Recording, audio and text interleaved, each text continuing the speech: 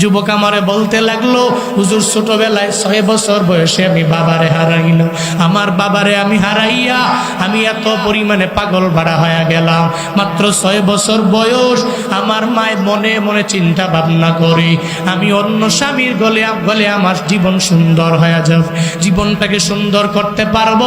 এই চিন্তা থাকার পরেও আমার মায় মনে মনে ভাবে স্বামীর ঘরে যাব না, আমার সন্তানটারে আমি লালন পালন করব। আমি তার চেহারার দিকে তাকাইয়া আমার পুরা জিন্দেগিটা কাটাইয়া দিব। মায়েদের এই স্যাক্রিফাইস সমাজে আছে না? না। ওই বান্দি স্বামী হারায় ফেললো, কিন্তু সন্তানের চেহারার দিকে তাকাইয়া মনে মনে ভাবে আমি অন্য কোনো স্বামীর ঘরে যাব না। এই চিন্তা নিয়ে যখন মায় আগাইতে লাগলো, যুবক বলে, হুজুর আমি প্রতিদিন স্কুলের বারান্দায় যাই। সকালবেলা যাওয়ার আগে আমার মায়ের কাছ থেকে আমি দোয়া নিয়ে আগায় যাই। হঠাৎ করে একদিন মেট্রিক পরীক্ষা দেওয়ার আগে আমার স্যার আমারে বলল, 1200 টাকা তোমার দেওয়া লাগবে, এই টাকা যদি তুমি না দিতে পারো পরীক্ষা দিতে পারবা না। আমি সঙ্গে সঙ্গে বললাম, ও স্যার আমার টাকা নাই, যে টাকার অভাবে আমি ঠিক মতো চলতেও পারি না। আমি দোকানের সামনে গেলে ওই দোকান থেকে ফিরে ফিরে আমি চলে আসি। আমার টাকার অভাবে আমি একটা রেস্টুরেন্টে যাইতেও পারি না। হোটেলে কত মানুষ খায়, আমি ওই হোটেল থেকে ফিরিয়ে আমার বাড়ির মধ্যে চলে আসি। কারণ আমি জানি এই দুনিয়াতে আমার বাবা নাই, আমার মায়ে অনেক কষ্ট করে অন্যের বাড়িতে কাজ করে করে কোনো রকম আমারে চালায়।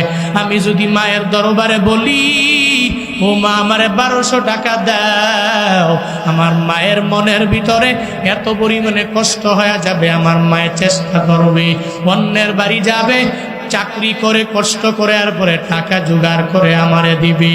ও স্যার আমি মেট্রিক পরীক্ষা দিব না, আমার ফর্ম ফিল আপের দরকার নাই, আমার টাকা পয়সা আমি দিতে পারবো না, নাম কেটে দেন, রেজিস্ট্রেশন করতে পারবো না, আজকে থেকে সব পড়াশোনা আমি বাদ দিয়া দিলাম। এই কথা বলে এরপরে যুবক যখন তার বাড়ির মধ্যে যায়, যাওয়ার পরে পড়ার টেবিলে বসে মন বসে না। যদি পড়ার চেয়ারে বসে, টেবিলের মধ্যে পড়ার মধ্যে মন যায় না। খানার প্লেটে যখন বসে বারবার মনের মধ্যে একটা চিন্তা চলে আসে, আজকে বাবায় যদি থাকতো আমার টাকা দিয়ে দিত, আমি ফর্ম ফিল আপ করতে পারতাম। ওই যুবক বলে, হুজুর আমি আমার মায়ের দরবারে গিয়ে এই ব্যাপারে কিছু বললাম না, আমার মায়ের দরবারে গিয়ে আমি বলি নাই। আমি খানার প্লেটে যখন একটু কম খাই, হঠাৎ করে একদিন আমার মা আমারে বলে, সন্তান কি তোমার হয়ে গেল, তুমি কেন পড়ার টেবিলের মধ্যে মন দেও না?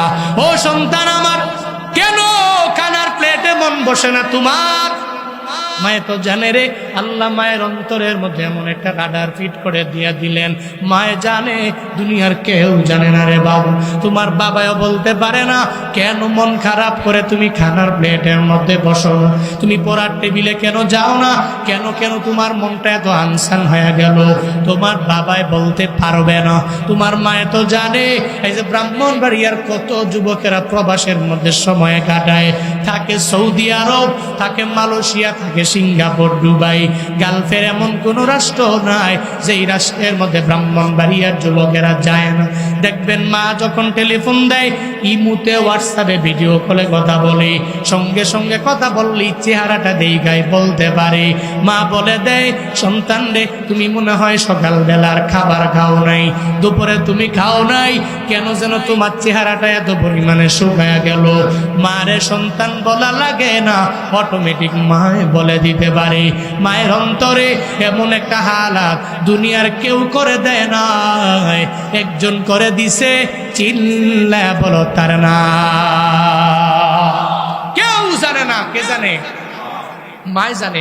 আপনার অন্তরের খবর আপনার বাবাই কইতে পারবে না, বিবি কইতে পারবে না, আপনার ছেলে বলতে পারবে না, মেয়ে বলতে পারবে না। আপনি মার সামনে যান, মারে একবার ডাক দেন মা, 2বার ডাক দেন মা, 3বার ডাক দেন মা, দেখবেন মায়ে অটোমেটিক বলে দিছে অন্তরের মধ্যে সন্তানের কি চলে। মা জানে, মা বুঝে, অলরেডি বুঝে ফেলছে। কিন্তু কপালপুরা যুবকেরা তো মায়ের চিনলে না মায়ের। আল্লাহ মায়ের খেদমত করার তৌফিক দান করেন। জোরে পড়েন আমিন, আরো আওয়াজ করে আমিন। জীবনের মূল কষ্ট মায়ের, প্রসব বেদনায়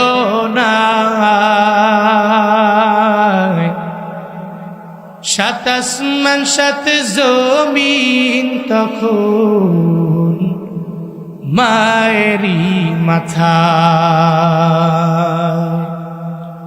জীবনের মূল কষ্ট মায়ের প্রসব বেদনায় সাত আসমান সাত জমিন তখন মায়েরই মাথা। এমন মাকে কেমনে আজি, এমন মাকে কেমনে আজি যাব আমি ভুলিয়া। ও আমার প্রাণের মা, মা গো মা, কোথায় গেলে মোরে ছাড়িয়া। জনম দুঃখী এতিম আমি, চায় না কেহ ফিরিয়া। জনম দুঃখী এতিম আমি, চায় না কেহ ফিরিয়া। আমি যখন ছিলাম আমার মায়েরই উদরে,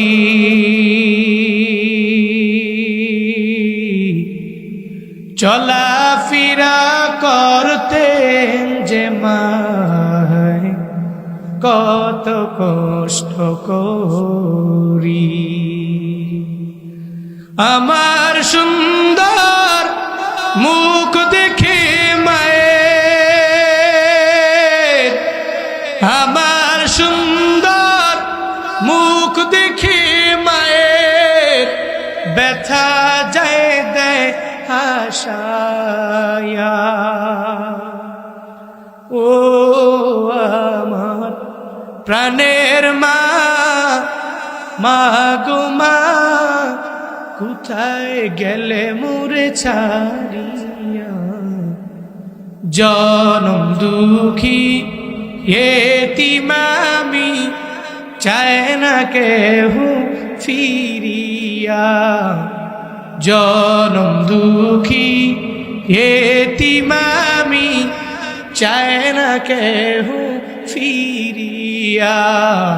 জনম দুঃখী এতিম আমি, চায় না কেহ ফিরিয়া। যেদিন মা দুনিয়া থেকে বিদায় নিয়ে যাবে, ওদিন মায়ের কদর তুমি হারে হারে দিতে পারো না। ওদিন মায়ের মাকবারার সামনে গিয়া যদি দাঁড়ায়া যাও, যদি মায়ের ডাক দাও, মা একটু কবর থেকে উঠে আমি সন্তানের একটু মায়া করে দাও, ওদিন মায়ের যতই ডাক দেও রে যুবক, মায়ের কবর থেকে উঠে আসবে না রে বাপ। এই জন্য সময় থাকতে একটু মায়ের খাওয়ায় দাও, মায়ের দাম দিয়া দাও। এদের থেকে দোয়া নিয়ে বান্দা তুমি আগায়া যাও। সন্তান আমারে বলে, হুজুর এরপরে আমি আমার মায়ের বারবার বলতে চাই না, কিন্তু মায়ের মন তো এমন, ওই মায়ের মনে তো মানায় না বারবার আমার কাছে রিকোয়েস্ট করে, কেন তুমি খাও না। আমি জানাইয়া দিলাম, মা আপনারে তো বলি না ফর্ম ফিল আপের জন্য 1200 টাকা চেয়েছে আমার দরবার থেকে স্যার। আমি স্যারের স্পষ্ট জানাইয়া দিয়ে আসলাম, আমি পরীক্ষার হলের মধ্যে যেতে চাই না, ফর্ম ফিল আপও করবো না, আমি রেজিস্ট্রেশনের খাতার মধ্যে নামও ওঠাবো না। আমি নাম কেটে দেওয়ার জন্য আমি আমার স্যারের বলে আসলাম, আমি পরীক্ষা দিব না। মা গো, কারণ 1200 টাকা আপনার দরবারে চাইলে কষ্ট হয়ে যাবে, আপনি জোগাড় করতে পারবেন না, আপনি দিতে পারবেন না। এই চিন্তা নিয়ে আমি পড়ার টেবিলের মধ্যে মন যায় না, আমার খানার প্লেটের মধ্যে বসলেও আমি খাইতে পারি না।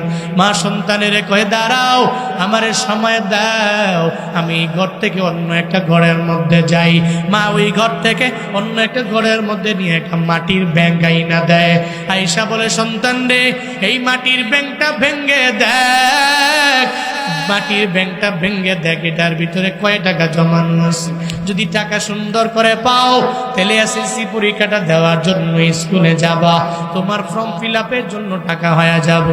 সন্তানের দরবারে দেয়, সঙ্গে সঙ্গে যখন ব্যাংকটা মাটির মধ্যে ভেঙ্গে চুরমার করে দেয়, ব্যাংক থেকে টাকাগুলো গণনা কইরা দেখে 1300 টাকা, 1200 টাকা ওই ফর্ম ফিল আপের জন্য। মা সঙ্গে সঙ্গে জানায়া দেয়, ও সন্তান রে, এই যে 1200 টাকা ধরো, তোমারে দিয়ে দিলাম ফর্ম ফিল আপের জন্য, আর 100 টাকা নাস্তার জন্য আমি মায়ে তোমারে দিয়ে দিল। মা চোখের পানি ফালায় কান্দে, ওদিকে সন্তান চোখের পানি ফালায় কান্না করি। সন্তান ডেকে বলে, মা গো, তুমি এত পরিমাণে গরিব, আমি গরিব ফ্যামিলির মধ্যে, আমার জন্য আমি চাইলেই কিছু করব, এটা পারি না।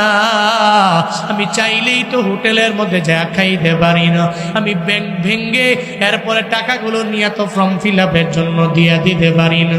ও মা, তুমি আমারে বলো, এই টাকাগুলো কেমনে তুমি জোগাড় করলা? ওই ব্যাংকের ভিতরে টাকা তুমি কোত্থেকে পাইলা? মা আমারে জানায়া দাও। মা সঙ্গে সঙ্গে বলে, ও সন্তান আমার, আমি মায়ের অন্তরের মধ্যে কি তোর ব্যাপারে কোনো টেনশন নাই। 6 বছর বয়সে আমি আমার ঘর থেকে স্বামী হারাইছি, ওই স্বামী হারাইয়া ওদিন থেকে আমি পরিপূর্ণ নিয়ত করে ফেললাম, আর জীবনে কোনো দিন অন্য কোনো স্বামীর ঘরের মধ্যে আমি যাব না। আমি তোর মায়ায় পড়লাম, তোর চেহারার দিকে তাকায়া জীবনটারে আমি কাটায়া দিতে পারলাম। সন্তান রে, প্রতিদিন স্কুলে যাওয়ার সময় যে প্লেটের মধ্যে একটা একটা ডিম দিতাম, তুই তো মা পাগল ছিলি, আর একটা ডিম প্লেটের মধ্যে না রাখলে তুই খাইবি না।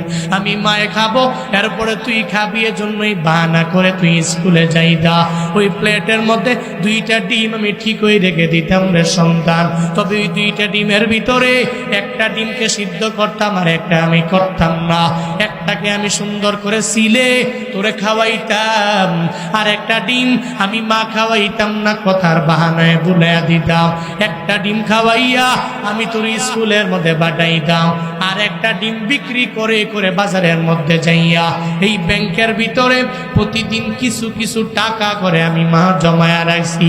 আজকে দর নিয়ে যা, আমি মায়ের জন্য দোয়া কইরা দিস। ফর্ম ফিল আপের জন্য 1200 টাকার প্রয়োজন, আমি মায়ের কাছে বলতে দেরি, আজকে ব্যাংকটাকে ভেঙ্গে আমি মা তোর জন্য জোগাড় করে দিয়া দিলাম। বড় মারহাবা, আরো জোরে মারহাবা। টাকা ধরো, দিয়া দিলাম। যুবক আমারে বলে, হুজুর, এমনি আমার মায় কষ্ট কইরা কইরা আমার এইভাবে স্কুলে পড়াইলো, কলেজে পড়াইলো। হঠাৎ করে একদিন আমি যখন কলেজ থেকে বের হয়ে বাড়ি যাব, বাড়িতে গেলাম। বাড়ির মধ্যে যাওয়ার পরে দেখি হঠাৎ করে আমার ঘরের দরওয়াজা তালা মারা। আমি চিন্তার মধ্যে পড়ে গেলাম, দরওয়াজার তালা মারা কেন? আমার মায়ে কি ঘরে নাই? কেন দরওয়াজার তালা মারা? চিন্তায় পড়ে গেলাম আমি, বড় টেনশনে পড়ে গেলাম। হেরে, আমার বাবায় দুনিয়ায় নাই, মায় যদি বিদায় নিয়ে চইলা যায়, মাও নাই বাবাও নাই। দরওয়াজার তালা মারা দেখা বড় চিন্তায় পড়ে গেল। সঙ্গে সঙ্গে ওই জায়গা থেকে আমি দৌড়াইয়া চাচি আম্মার ঘরে গেল। আমি বললাম, চাচি আম্মা, আমার মায় কোথায়? কেন দরওয়াজার তালা মারা পাওয়া গেল, আমারে জানায় দেন। চাচি আম্মায় দেখি কথা বলতে চায় না। হঠাৎ করে আমি বারবার বলার পরে আমারে বলে, ও সন্তান রে, তোমার মা একটু আগে স্ট্রোক করলো, তাকে ধরাধরি কই না, অ্যাম্বুলেন্সের মাধ্যমে সিরাজগঞ্জ মেডিকেল কলেজের মধ্যে নিয়ে যাওয়া হয়েছে। একটু ওখানে যাও, যদি মায় বেঁচে থাকে মারে দেখতে পারো, একটু যাও যাও হসপিটালের মধ্যে যাও। একটু পরে এই কথা বলার পরে আমি ডানে যাব না বামে যাব, আমি বাসের তলে পড়বো নাকি সিএনজির তলে পড়বো এই চিন্তা আমার মাথায় নাই। আমি দৌড়াইয়া রাস্তা পারাপার হইয়া যখন দৌড়া চলে গেলাম, আমি মেডিকেল কলেজে যা দেখি আমার মায়ের হালাত ভালো না। আমার মায়ের শয্যাশায়ী বেডের মধ্যে শুয়ে আছে, মনে হয় মারা যাবে। ডাক্তারেরা বলে তুমি কে, তোমারে ঢুকতে দেওয়া হবে না। আমি বললাম এখানে যে শুয়ে আছে ওনার একমাত্র সন্তান আমি হলাম দুনিয়ায়, আমারে ঢুকতে দেন, আমার মায়ের কাছ থেকে বিদায় নিব। যুবক বারবার আমারে বলে হুজুরের পরে আমি ওই মায়ের দরবারে গেলাম, আমি তাকায়া দেখি শয্যাশায়ী বেডের মধ্যে আমার মা শুয়ে আছে। আমারে দেইখা মা চোখের পানি ফালায়া ফালায়া কান্না করা আরম্ভ করে দেয়। আমি মায়ের হাতে ধরলাম আর বললাম মা, আমার 6 বছর বয়সে আমি আমার বাবারে হারাইলাম। বাবারে হারাইয়া আমি মনে হয় দুনিয়াতে বড্ড এতিম হয়ে গেলাম। আমি ভালো কিছু খাইতে পারি নাই, ভালো কিছু পরিধান আমি করতে পারলাম না। ও মা, তুমি আমার জন্য এত পরিমাণে পাগল, আমার জন্য এত পরিমাণে পাগল হইয়া মা তুমি অন্য ঘরে যাও নাই, অন্য ঘরের মধ্যে স্বামীর ঘরে যাও নাই, নিজের জীবনটারে সুখী বানাও নাই, দুঃখী বানাইলা। ও মা, তুমি আমারে বিদায় দিয়া যাইও না। তুমি যদি বিদায় দাও আমি সন্তানের মাও থাকবে না, আমার বাবাও থাকবে না। মা, তুমি বিদায় দিয়া আমারে যাইও না। বারবার যদি আমি মায়ের আবদার জানাইল, আমার মায়ের মুখ নাড়াইয়া আমারে বলে সন্তান আমারে বিদায় দিয়া দাও, তোমার বাবারে তুমি পাও নাই। আমি মায়ের চেষ্টা করছি তোমারে লালন পালন করার জন্য, তোমার প্রত্যেকটা শখ আমি মিটানোর জন্য পরিপূর্ণ চেষ্টা করে নিলাম। তবে দুনিয়াতে স্বাভাবিক অবস্থা হলো দুনিয়া থেকে বিদায় নিয়ে আমারও চলে যাওয়া লাগবে। তোমার বাবায় যেদিকে গেল আমিও তো ওদিকেই চলে যাওয়া লাগবে। ও সন্তান, তোমার গন্তব্যস্থান একই জায়গায়। আমি মায়েরে মাফ করে দাও, তবে অসুবিধা নাই, তুমি দুধে ভাতে থাকবা। আমি মায়ে তোমার জন্য মেডিকেল কলেজে দোয়া কইরা দিলাম। আল্লাহর কাছে আমি আবদার জানাইলাম, মালিক ও সন্তানটারে আমি তোমার দরবারে জিম্মা করে দিলাম, যাতে করে আল্লাহ তোমার নিজে জামিন হয়ে যায়।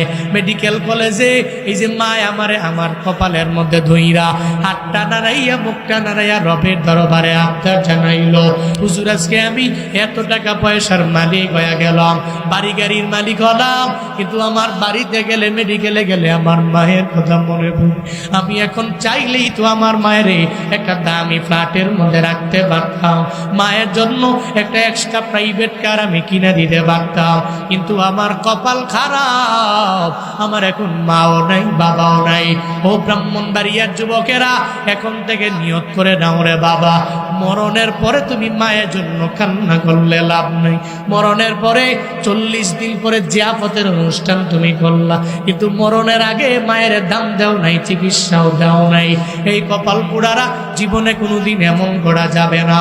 আবু উবাইদা ইবনুল জাররাহ মনে মনে ভাবি, যদি আমার বাবা আমার সামনে পইরা যায়, আল্লাহ পাক তো বললেন বাবা কাফের হলেও তাদের সাথে যুদ্ধের ময়দানে গেলে ওই বাবার সামনে বাবার সাথে কোনো অন্যায় করা যাবে না। হ্যাঁ, যদি আক্রমণ করে তাহলে বাবাকে তো যুদ্ধের ময়দানে প্রতিহত করা লাগবে। নিয়ত করে নিল বাবার দরবারে বদরের প্রান্তরে পড়বো না, এই চিন্তা নিয়া আবু উবাইদা আগায়া যায়। আল্লাহ কয় না রে বান্দা, তুই নিয়ত করতে পারো, কিন্তু তোর নিয়ত তো তুই পূর্ণ করতে পারো না। নিয়ত পূর্ণ করবে একজন, চিল্লায়া বলো তার না। কে পূর্ণ করবে? নিয়ত তো জুনায়েদ আল হাবিব করতে পারে, কিন্তু নিয়তটা শেষ পর্যন্ত পূর্ণ করবে কে? বলে না কে? বাইক নিয়ে বের হইলেন, ব্রাহ্মণবাড়িয়া শহরে যাবেন, নিয়ত আছে আপনার অন্তরে, নিবেন কে? পূর্ণ করবেন কে? আল্লাহ কয় আবু উবাইদার মনের ভিতরে নিয়ত কি জানো?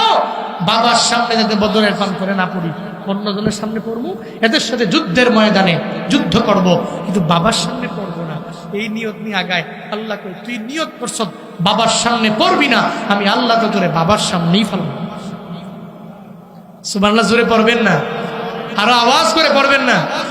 এই জন্য নিয়ত করতে পারি আমরা, পূরণ করেন কে? আবু উবাইদা ইবনুল জাররাহ মনে মনে চিন্তা করে নিল, আমার বাবা জাররাহ বদরের প্রান্তরের মধ্যে আছে, তরবারি নিয়ে যদি সামনে দাঁড়ায় যায়, যুদ্ধের ময়দানে বাবার বিরুদ্ধে যুদ্ধ করা লাগবে, তবে সামনে পড়ব না। আমার মাওলার বড় কুদরত, আবু উবায়দার সামনে তার বাবা জাররাই পড়ে যায়। কুদরত কার? কার খেলা? ঘুমায় পড়ছে আপনি গো? ঘুমায় পড়ছে? কার খেলা? কাদের কুদ রক্তদারি বর কামাল, আন্তা রব্বি আন্তা হাসবি জুল জালাল, তুহি কাদের জলিলুল্লাহ জাহাদার বহরহালে, তুহি মেরা নেগাহদার। আমার মাওলার কুদরত আবু উবায়দার সামনে যারা বাবায় পড়ে গেল। এবার যারাই তো মুশরিক, তার ভিতরে বিন্দু মাত্র পরিমাণ কোনো মায়া নাই। দেখবারে বাবা, মুসলমানদের অন্তরের মধ্যে যেই পরিমাণে মায়া আছে, একটা মুশরিকের অন্তরে ওই পরিমাণে মায়া নাই, একজন কাফেরের অন্তরে ওই পরিমাণে মায়া নাই, একজন ইহুদির অন্তরে এই পরিমাণে মায়া নাই। মুসলমানদের ভিতরে আল্লাহ পাক এত পরিমাণে মায়া দিয়ে দিলেন, কারণ সে তো আমার আল্লাহরে মানে, আমার নবী মানে, সে আল্লাহ রাসূল কুরআন মানিয়ে জিন্দেগি গঠন করে। আবু উবায়দা চিন্তা করে নেয়, বাবার সামনে যেহেতু পড়ে গেলাম, আমি যুদ্ধের ময়দানে তরবারি আগে ধরব না। কিন্তু যারা মনে মনে ভাবে, তুই তো আমার দলের কেউ না, যদিও আমার সন্তান হয়ে গেলা, আমি তোরে মারার জন্য তরবারি ধরব। আবু উবায়দা এবার মনে মনে চিন্তা ভাবনা করে, বাবাই যেহেতু তরবারি ধরার জন্য রেডি হয়ে গেল, তরবারি মারবে মারবে ভাব, আমার মাওলার কুদরত বাবা এবং সন্তানের একটা খেলা বদরের পন্থারে হয়ে যায়। কোনো টাকার জন্য না, কোনো বাড়ির জন্য না, কোনো গাড়ির জন্য না, দুনিয়ার জন্য না, একজনকে পাওয়ার জন্য। ব্রাহ্মণবাড়িয়ার মুসলমানেরা বলো তার না, কারে পাওয়ার জন্য? কারে কারে? আল্লাহরে পাওয়ার জন্য বাপ দাদা বাবা আর সন্তানে মিলে লড়াই করে। আল্লাহ দেখে এবং নবীকে এরপরে জানায়া দেয়, দেখেন নবী, এরা যুদ্ধের ময়দানে গেছেন, যাওয়ার পরে বাবার সাথে আল্লাহকে রাসূলকে প্রায়োরিটি দিয়া বাবার সাথে পিছপা হয়ে যুদ্ধের ময়দানে তরবারি নিয়ে যুদ্ধ করছে। একটা পর্যায়ে জাররাকে জাহান্নামে পাঠায়া দিয়া আবু উবায়দার বিজয়। সুবহানাল্লাহ জোরে পড়বেন না? আরো জোরে পড়বেন না? আল্লাহু আকবার। বিজয় আবু উবায়দার, জাররাকে দুনিয়া থেকে বিদায় করলেন। আল্লাহ খুশি হইয়া সূরা মুজাদালার 22 নম্বর আয়াত আবু উবায়দা ইবনু জাররার নামে আল্লাহ পাক নাযিল করে দিলেন। সুবহানাল্লাহ, আরো জোরে পড়বেন না?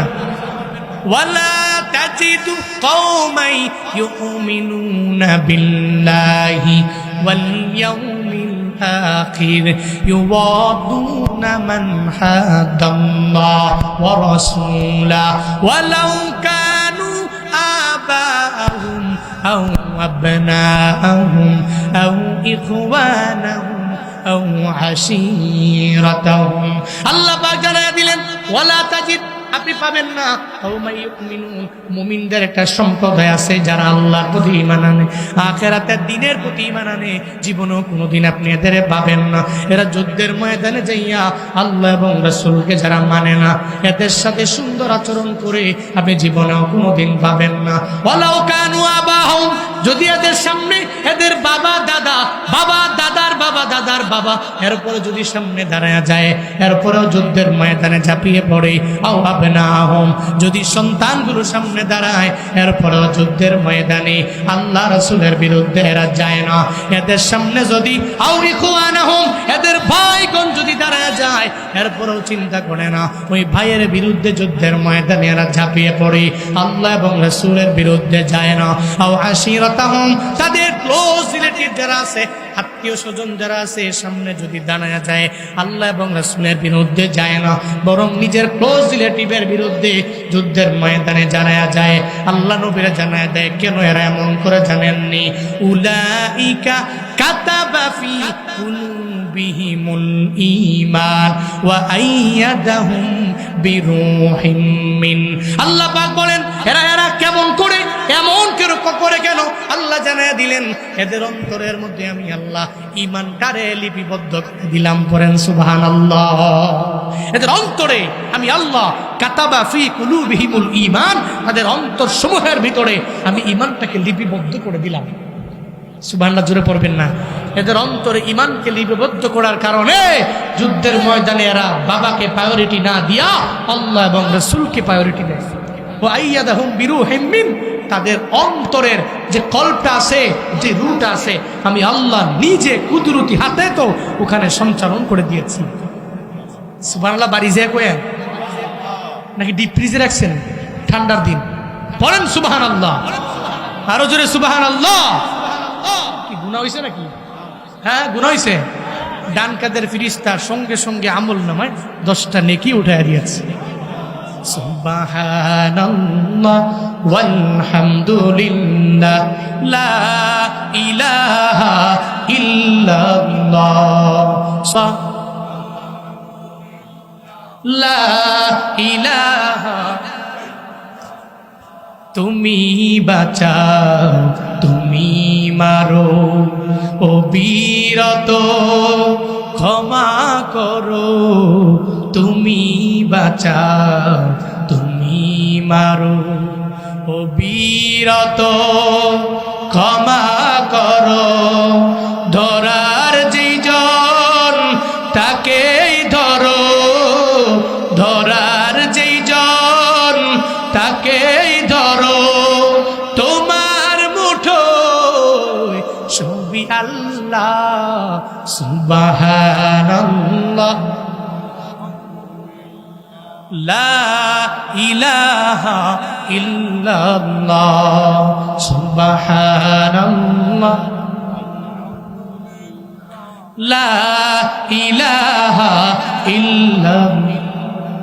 তোমারি খেয়ে পরে অবাধ্য হই কেমন করে, তোমারি খেয়ে পরে অবাধ্য হই কেমন করে। খুঁজে না পাই কোনো ভাষা, খুঁজে না পাই কোনো ভাষা, খুঁজে না পাই কোনো ভাষা। শুকর গুজার সবই আল্লাহ। সুবহানাল্লাহ লা ইলাহা ইল্লাল্লাহ সুবহানাল্লাহ লা ইলাহা সুবহানাল্লাহ ওয়ালহামদুলিল্লাহ। আল্লাহ পাক বলে এরা কেন এমন কেন করে জানো? এদের অন্তরের মধ্যে আমি আল্লাহ ঈমানটাকে লিপিবদ্ধ করে দিলাম। এদের রূহটাকে আমি আল্লাহ নিজ কুদরতি হাতের মাধ্যমে সঞ্চালন করে দিলাম। এবার আল্লাহ পাক জানায়া দেয় এদের ঠিকানা কই হবে। নবী আপনি জানেন কিনা আমি জানায়া দেই। ওয়া ইউদখিলুহুম জান্নাতিন তাজরি মিন তাহতিহাল আনহার। চিল্লায় পড়েন আল্লাহু আকবার। আল্লাহ পাক বলেন এদের ঠিকানা কই হবে? নবী আপনি জানেন কি? আমি আল্লাহ এদের মায়া করে হাসরের ময়দানে তাদের ঠিকানা জান্নাতের মধ্যে আমি আল্লাহ ঢুকিয়ে দিব। ওই জান্নাতের মধ্যে ঢুকার পরে একদিন থাকবে এমন না, 2 দিন থাকবে এমন না, 3 দিন থাকবে এমন না, 12 দিন থাকবে এমন না, 1 বছর 1 যুগ থাকবে এমন হবে না। লা ইয়াবগুনা আনহা হিওয়ালা। ওই জান্নাতের মায়ায় পড়ে যাবে, জান্নাত থেকে অন্য জান্নাতেও যাইতে যাইবে না। ওই জায়গা পরিবর্তন করে অন্য একটা জায়গাকে স্থানান্তরিত করে যাইতে চাইবে না। আল্লাহ পাক বলেন যেই বান্দারা আমি রবের ভয় নিয়ে আগে যায় এদের কপালে তো আমি রবের পক্ষ থেকে জান্নাত একদিন থাকবে না, অনন্তকাল থাকবে। পড়েন সুবহানাল্লাহ। কয়দিন থাকবে? 10 দিন, 1 বছর, অনন্তকাল থাকবে। এবার আল্লাহ পাক বলেন এদের প্রতি আমি আল্লাহ কেমন সন্তুষ্ট জানেন? রাদিয়াল্লাহু আনহুম ওয়া রাদু আন। প্রতি রাজি, এরাও আমি আল্লাহর প্রতি রাজি হয়ে গেল। আমি আল্লাহ এদের প্রতি রাজি, এরাও আমি রবের প্রতি রাজি হয়ে গেল। মানে আমি রব এদের প্রতি সন্তুষ্ট হলাম, এরা আমার প্রতি সন্তুষ্ট হয়ে গেল। আমি আল্লাহ এদের মাল নিয়ে গেলাম আর এদের জীবন নিয়ে গেলাম, বিনিময়ে আমি আল্লাহ এদের প্রতি রাজি হইয়া জান্নাতের মেহমান বানায়া দিলাম। আল্লাহ পাক বলেন, এবার কোন দল? এই দলের ব্যাপারে আল্লাহ ঘোষণা দিয়ে দিলেন, এদের দলের নাম কি হবে? এদের দলের নাম কি আওয়ামী লীগ কিনা? এদের দলের নাম কি জাতীয় পার্টি কিনা? এদের দলের নাম কি বিএনপি কিনা? এদের দলের নাম জামাত কিনা? এদের কোন দলের লোক হবে? আল্লাহ এই দলের নাম জানায়া দিলেন, উলাইকা হিজবুল্লাহ। আল্লাহ পাক বলেন, এরা হচ্ছে আল্লাহর দল। আমি আল্লাহ ঘোষণা দিয়ে দিলাম এরা রবের দল হবে। তবে রবের দল হওয়ার পরে কি ফায়দা হবে জানোনি? আলা ইন্না হিজবাল্লাহি হুমুল মুফলিহুন। জুড়ে পড়েন আল্লাহু আকবার। আল্লাহ পাক বলছেন, আলা জেনে নাও, ইন্না হিজবাল্লাহ, নিশ্চয়ই যারা রবের দল হয়ে যাবে এরা তো কষ্টিন কেলেও ব্যর্থ না, এরা সফলকাম হয়ে যাবে। কারণ আমি আল্লাহ তো এদেরকে জান্নাতের মালিক বানায়া দিব। ও ব্রাহ্মণবাড়িয়ার মুসলমানেরা, সফল হতে চাও না, জান্নাত চাও না, এমন কোনো বান্দা এখানে খুঁজে পাওয়া যাবে না। জান্নাত পাওয়ার জন্য তো এই গভীর রাতে মাহফিলে আসলেন, ঠান্ডা পানি দিয়ে ওযু বানায়া ফজর পড়লেন, যোহর পড়লেন, আসর পড়লেন, মাগরিব পড়লেন, এশা পড়লেন, নিয়ত করে নেন রে বাবা আমার তো জান্নাত পাওয়া লাগবে। তাইলে দুনিয়াতে চলার পথে আমি আমার আল্লাহকে প্রায়োরিটি দিব, আমার নবীরে পরিপূর্ণ প্রায়োরিটি দিয়া দিব। আমার বউ আমারে বলল, তুমি যদি দাড়ি লম্বা করো তাহলে তোমারে বুড়া বুড়া বুড়া বুড়া লাগবে, একটু মুরব্বী হয়ে নেও, এরপরে আমরা দুইজনে মিল্লা উমরায় যাব, হজের জন্য যাব, ওখান থেকে আইসা দাড়িটাকে লম্বা বানাইও, আরবের জুব্বা পইরো, এরপরে দাড়িটাকে লম্বা কইরো। না রে বাবা, তোমার বিবির প্রায়োরিটি দিতে যাও না, আমার আল্লাহরে প্রায়োরিটি দাও, নবীরে প্রায়োরিটি দাও। জীবনে মনে রাখবা, আল্লাহরে যদি কোনো বান্দা প্রায়োরিটি দেয়, যদি আর নবীরে কেউ প্রায়োরিটি দেয়, ঘোষণা হলো আল্লাহ পাক জানায়া দিলেন আল্লাহ এদের প্রতি রাজি হয়ে যায়। বলেন সুবহানাল্লাহ। তাহলে আল্লাহ এবং রাসূলের ইতোয়াত কইরা, আনুগত্য কইরা, এদের প্রায়োরিটি দিয়া, প্রাধান্য দিয়া যদি আমি অগ্রগামী হতে পারি, দুনিয়ার কেউ আমাকে দাম দিলে দেখ, না দিলে নাই, সম্মান করলে করুক, না করলে নাই। আমি তো বন্ধু বানাইছি আমার রবেরে, যেই রবেরে বন্ধু বানাইলে আমার কোনো চিন্তা নাই। আলা ইন্না আউলিয়া আল্লাহ লা খাউফুন আলাইহিম ওয়ালা হুম ইয়াহজানুন। জেনে নাও, নিশ্চয়ই রবের বন্ধু যারা, লা খাউফুন আলাইহিম, তাদের কোনো ভয় নাই, এদের কোনো চিন্তা নাই। ঘোষণা কার? আরো জোরে বলেন, ঘোষণা কার? এটা তো আল্লাহর ঘোষণা। তাহলে চিন্তা কোথায় আমার? এই জন্য প্রায়োরিটি দিব আল্লাহকে, প্রায়োরিটি দিব নবীকে, প্রায়োরিটি এরপরে আমার মা, আমার বাবা, আমার দাদা, আমার দাদি, আমার বিবি, আমার ছেলে, আমার মেয়ে, তারা প্রায়োরিটি পাবে। কারণ আমি তো ইমানদার হইতে গেলে জরুরি হচ্ছে নবীরে বেশি ভালোবাসতে হবে, প্রায়োরিটি নবীরে বেশি দিতে হবে। আমরা আল্লাহ এবং রাসূলকে প্রায়োরিটি দিব। ছোট্ট একটা কথা বলি, এরপর সমাপ্ত করব। হযরত ওমর ফারুক আযম রাদিয়াল্লাহু আনহু একদিন এসে নবীরে বলতেছেন, পয়গম্বর আমি আপনারে ভালোবাসি, কিন্তু আমার মা বাবার চাইতে বেশি না, পরিবারের চাইতে বেশি না। নবী কয়, ওমর তুমি পরিপূর্ণ মুসলমান হও নাই। কি কয়? তুমি পরিপূর্ণ মুসলমান হও নাই। তাহলে কোন সময় হব? যতদিন পর্যন্ত তোমার আব্বা আম্মা, তোমার সন্তান সন্ততি, তোমার পরিবারের চাইতে আমি নবীকে বেশি ভালোবাসতে না পারবা, নবীকে প্রায়োরিটি দিতে না পারবা, ততদিন পর্যন্ত তুমি কামেল মুকাম্মেল মুমিন হতে পারবা। এর মানে বোঝা গেল আমার আব্বা আম্মাকে প্রায়োরিটি দিব, তবে আগে আল্লাহকে, এরপর রাসূলকে। আল্লাহ আমাদের সবাইকে আল্লাহকে প্রায়োরিটি দেওয়ার, নবীকে প্রায়োরিটি দেওয়ার, নবীর ঘর মাদ্রাসাকে প্রায়োরিটি দেওয়ার, এরপরে আব্বা আম্মার খেদমত করার তৌফিক দান করেন। সকলেই পড়ি আমিন। আর একটু জোরে করে পড়ে না আমিন, আর একটু আওয়াজ করে পড়ে না আমিন।